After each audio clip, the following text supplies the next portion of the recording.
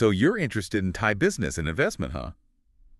Well, buckle up because we're diving into a recent article from Ocean Worldwide Phuket Real Estate that had a stat that practically made me spill my coffee. Oh, really? Let's hear it. They talked about how Thailand investigated nearly 26,000 businesses.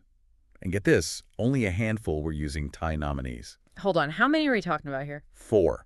Four out of 26,000. I mean, come on, that's got to be statistically impossible. Well, it certainly raises an eyebrow, especially with how common the perception of nominee shareholding is, you know? To really get this, though, maybe we should break down what nominee shareholding even means. It's a little more complicated than it sounds. Right. It seems simple on the surface, but there's got to be more to it. Exactly.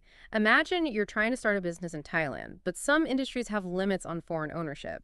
So some foreign investors, what they do is they use a loophole.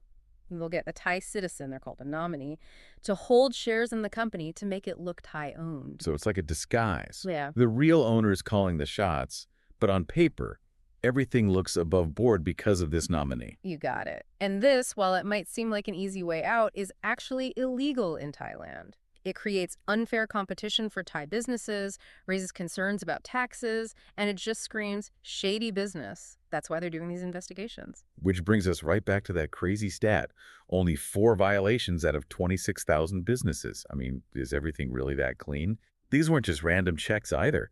They targeted 6 provinces, even Bangkok and Phuket, some of the biggest business centers. What's the real story? That's the million-dollar question. There are a few possible answers, and none of them are simple. One possibility is that enforcement's gotten really good. Maybe the Thai government has stepped up, and now businesses are finally getting the message that this nominee thing is not worth the risk. So a win for transparency. But I gotta say, part of me wonders if it's really that simple. This isn't a new issue. What's changed? Well, I think that's healthy skepticism, especially with something as complex as international business regulations, right? It just feels like there's got to be more to it than everyone suddenly deciding to play by the rules. I mean, the article mentioned 64 businesses got flagged for accounting violations. It's not exactly a small number. Oh. Could there be a connection there? Oh, absolutely. Accounting irregularities can be a big red flag. You know, on the surface, they might seem like small potatoes, but often they point to something bigger, maybe even trying to hide ownership. Think about it. When you're trying to cover up nominee shareholding, fudging the numbers isn't really that much of a stretch, is it? Follow the money, right? Yeah. And speaking of money, the article also mentioned expanding investigations into imported goods. You know, businesses trying to dodge import rules. What's the connection there? It feels like we're jumping to a whole other topic. Not at all. It all comes back to why Thailand's cracking down on nominee shareholding in the first place. It's not just about paperwork. It's about protecting Thai businesses and consumers. When foreign companies get an unfair advantage, it can stifle local competition. It can even affect product quality. And then you've got revenue leaving the country. So it's about leveling the playing field for everyone, right? By going after shady import practices, they're trying to make sure everyone's playing by the same rules. Exactly. These investigations into imports could be part of a bigger plan to make sure that every business in Thailand, no matter where they're from, is on the up and up.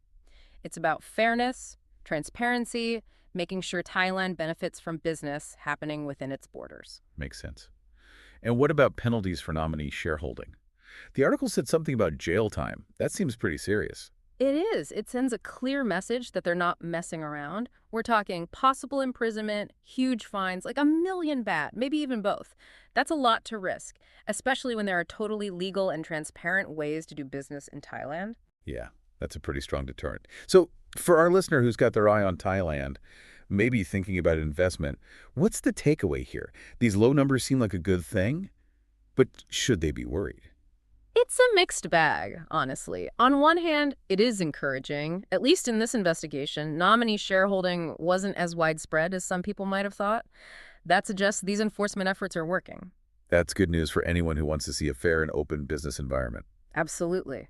But, and this is important, you still got to be careful. Don't let these numbers make you think everything's perfect. Doing business in Thailand, especially in those sectors with foreign ownership restrictions, you got to do your homework. Doing your homework, due diligence. Yeah. What's that look like, practically speaking? It's all about being thorough, you know, understanding the rules, finding reputable local partners, asking questions.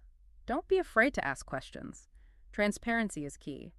A good partner in Thailand is going to be upfront with you about the regulations and help you navigate everything. Right, so it's not about being suspicious, it's about being informed. Exactly. And remember, regulations can change. Keeping up to date on any changes to those foreign ownership laws is so important. Knowledge is power, as they say, Yeah. especially in international business. Okay, so we've broken down nominee shareholding in Thailand, dug into those surprisingly low numbers, and even found some potential warning signs.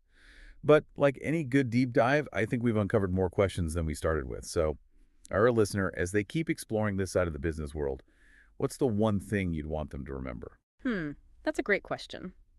I think the biggest takeaway here is that things are always changing. Those low numbers from that investigation, it's just a snapshot, one moment in time. The reality is, nominee shareholding in Thailand could be way more complicated than any single investigation could ever uncover. It's like we're seeing the tip of the iceberg. Right. And the real question is, how much bigger is the iceberg under the water? Exactly. And that's where you have to think critically. Don't just take those numbers at face value. Ask yourself, what could those numbers be hiding? What else is going on? So to our listener, as you dive deeper into Thai business and investment, stay curious, stay informed, and keep asking the tough questions. Who knows, maybe you'll be the one to uncover the next big thing in this whole story. This has been quite the deep dive, wouldn't you say? Absolutely fascinating. Until next time. That's a wrap on another deep dive. We'll catch you next time as we take another plunge into a brand new topic.